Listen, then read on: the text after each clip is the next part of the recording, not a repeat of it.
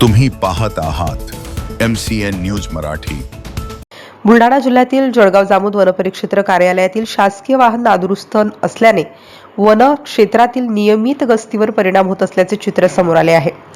Jalgaon Jamod one परिक्षेत्राचा परिसर मोठा असून सातपुडा पर्वताच्या वनक्षेत्रात वन्यजीवांचे संरक्षण, अवैध वृक्षतोड आणि वन्यजीवांची शिकार रोखणे तसेच जंगलातील आग नियंत्रणात आणण्यासाठी वन कर्मचाऱ्यांना नियमित गस्त घालावी लागते।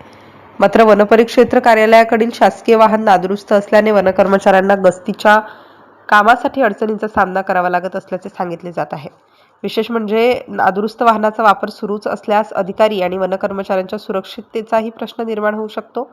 वाहनाची तांत्रिक स्थिती गंभीर असल्यास प्रवासादरम्यान अपघाताचा धोका निर्माण होण्याची शक्यता आहे।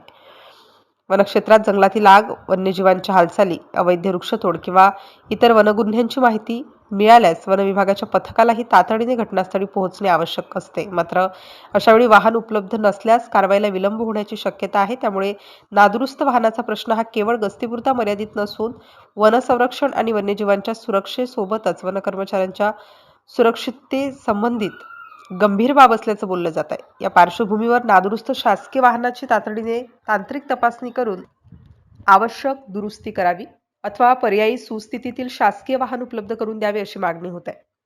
संबंधित वरिष्ठ वन अधिकाऱ्यांनी या समस्येकडे तातडीने लक्ष देऊन जळगाव जामोद वनपरिक्षेत्र कार्यालयाला सुरक्षित आणि सुस्थितीतील शासकीय वाहन उपलब्ध करून द्यावे अशी अपेक्षा व्यक्त होत आहे।